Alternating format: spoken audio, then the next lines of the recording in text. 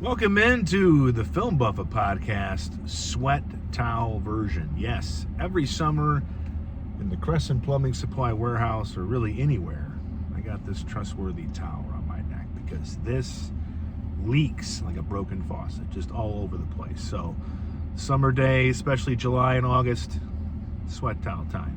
But I'm here to discuss the new movie opening in theaters, actually opened last night. It is called The Invite. It's directed by Olivia Wilde. She also co-stars in the movie with Seth Rogen and Edward Norton and Penelope Cruz.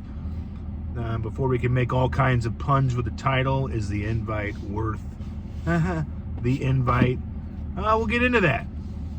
It is a remake of a Spanish film, a very well-received Spanish language film, and so they kind of did their own take on it. And without having seen the original, I know that they kind of changed a couple things, and I don't ever have a problem if somebody is going to adapt a cover a song, for example. If somebody, it's like when Jimi Hendrix covered All Along the Watchtower, a Bob Dylan song. Bob Dylan's version's different. Jimmy's is kind of what we know, but they're both just different versions of the same song. And so if Olivia Wilde is going to adapt The Invite, which I think it had a different name in the original, why just do the same thing? So there was a couple things that I think they changed. It's not like Wuthering Heights, the movie that came out, late last year, early this year, or last year, and man, they changed some stuff, and it made people mad. So if you change with a legendary novel like that everybody knows, you're going to be in trouble. But The Invite is essentially two couples. Olivia Wilde and Seth Rogen are a couple, and from the opening moments of the movie, you can tell that they're on the rocks. They're living with each other, and they've been together a while, but they're kind of doing that thing where they're all down each other's throats. They're arguing. She is trying to set up this big dinner for her neighbors. Their neighbors who live above them. They've never met them. That's kind of references the title, but kind of doesn't. The neighbors who make a bunch of noise, and Seth Rogen's character is a little disgruntled. Olivia Wilde's trying to kind of impress them. She's even doing stuff and trying to be things that she's not. And so she's at that point in the relationship where she just needs something. And so she invites the neighbors, played by Edward Norton and Penelope Cruz. They come down for dinner, and let's just say some stuff happens, and I don't want to spoil it. I think when you watch the trailer, or if you read the synopsis, and when you watch it, you're going to understand, okay, one of two or three things is going to be happening. But it's really just about the dissolution of a relationship. You have one couple that is on the rocks, they're going their way out, and then another couple that is seemingly really, really in love with each other, or just infatuated and having a great time.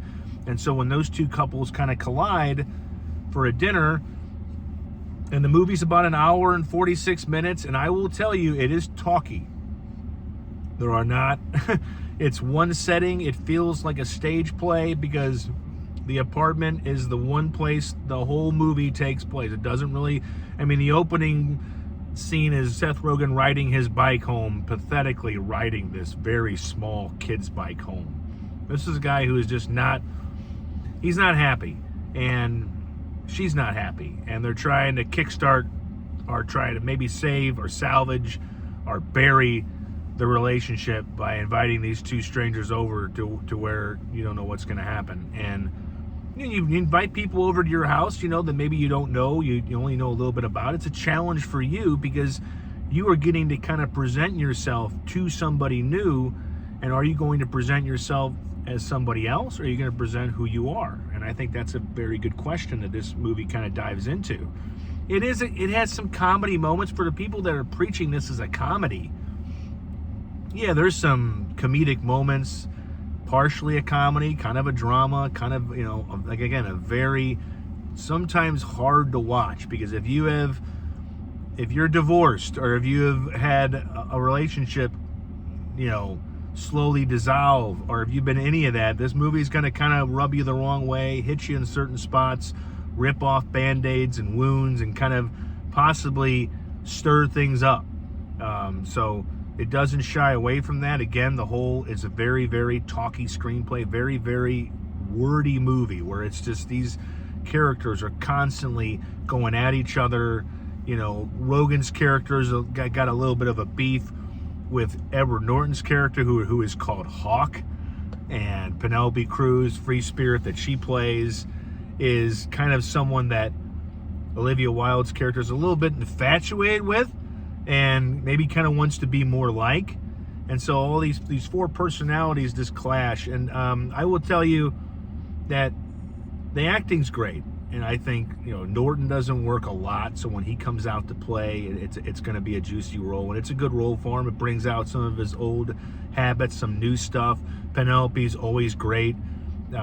Seth Rogen he can blend. This is what Seth Rogen can do. You know, along with that crazy laugh. He does that a couple of times here. It's just a classic. Feels like a guy clearing his throat is when Seth Rogen laughs. He can blend drama and comedy in the same scene. He's kind of like a louder, grouchier Adam Sandler who can just kind of complain and make it sound like comedy, even if what he's complaining about is very realistic. So he's good, but Olivia Wilde kind of steals the acting cake here, man. You can really feel her character. You can understand her. Somebody desperately trying to maybe save what she has, or maybe prepare herself for something new, or prepare herself for a life by herself. You don't really know how things are going to turn out until the very end, and even then it's kind of ambiguous. But she really dives into this character. And you got to think, out of all of them, as far as accolades, now this is her third film that she's directed after Booksmart, Don't Worry About Me, Darling. I forgot that very controversial, not so good movie that she did last that got a lot of flack for Harry Styles and Florence Pugh. But this one's her probably even more than Booksmart. This is kind of a role, a project for her that she kind of directs and co-stars in and really just kind of carries. Now, I will say that while I can say the movie is, you know, my scale of grading movies is kind of like simple. It's, should you see this now? Should you wait? Or should you just forget it exists at all? And I will say, I think you can wait. I don't know if that really downgrades the movie, but I admired it a lot more than I really liked it. I think it's got a couple soulful moments. It's got some class to it, but it is hard to watch. I don't think I ever want to watch it again. That's the thing. Doesn't exactly slam a movie, but it's not something I want to revisit. It's not exactly in Schindler's List territory, where that's once is way more than enough. But, you know, whether you're coming out of a relationship or not, or if you've just been single or you're married, you know, this is going to kind of hit you in the stomach. It's going to hit you right in the gut, and it might make you kind of think about a few things, and it might make you kind of revisit a few things. So it's not the easiest film to watch. It's not the easiest film to like, but I did admire its construction. I admired what Olivia Wilde brought to it in front of the camera and behind the camera, the way that, you know, her and the cinematographer, the way they set up the camera, how it's claustrophobic at times and it's wide out. You know, you see all four characters, and then, you know, when let's just say some drugs are consumed, the camera and the way it's operated gets to be a little bit more free-spirited, just like the characters become. But I can recommend it. I don't think you should rush out to see it, but I do think it is an interesting film, tough to watch, but handles a certain subject matter with some intrigue. I don't know if it's with care. I think they just kind of go for it, but it definitely, if you know, you've been in love and you've been fallen out of love, either one of those, you're going to kind of start to feel things when you watch this movie. So prepare yourself for that. It's out in theaters today. It's not your typical July movie. Maybe they're trying to be the anti-serum or the antidote to something that's more bombastic and action-packed. This one, again, is very wordy, very talky, not a lot of action.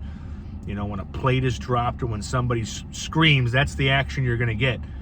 And it's a challenging film, but it's an admirable effort for a remake that kind of gets to say its own thing. While I think keeping the heart and soul of the original intact. So The Invite from A24, directed by Olivia Wilde and starring her with Seth Rogen and Edward Norton and Penelope Cruz. Again, great cast. And they are kind of like the only cast members. That's why it's kind of like a stage play. There are no other cast members really. Maybe a few in the beginning that you see around Rogen's character at his work, but then when they go back to the apartment, it is there, and that is where they stay until the very end. And then that's where it actually ends too. So if you're up for it, go do it.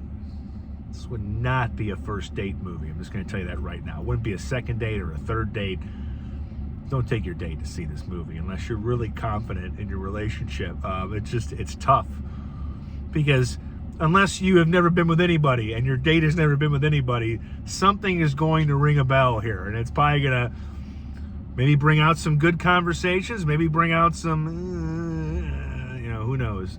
So that's the film, The Invite, in theaters. You might want to watch a comedy, a real comedy, or an action film after just to cleanse the palate, or you may want to watch it before. But it is an admirable effort that is not the easiest to like. But the acting in it is top-notch, especially Olivia Wilde. So props to her. Good job. It wasn't easy to do, I'm sure, but not something I am going to rush to revisit anytime soon or ever. So that's it.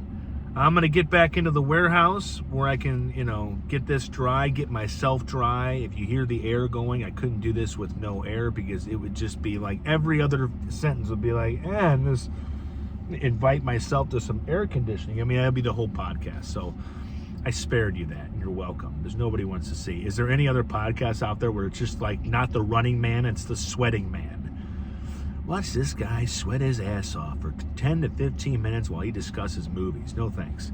So I'm Dan Buffa. I'm going to jump out of here. Please peruse the site. There's a lot of good stuff. There's a lot of movie stuff, a lot of TV stuff, some baseball, a little bit of hockey, and then there's just some, real life stuff. Sometimes I just like to mix it up and kind of write about something different. But today, it's going to be about the movie. So watch the trailer. Watch this review and contemplate if The Invite is worth it to you. Thanks for watching. See you later.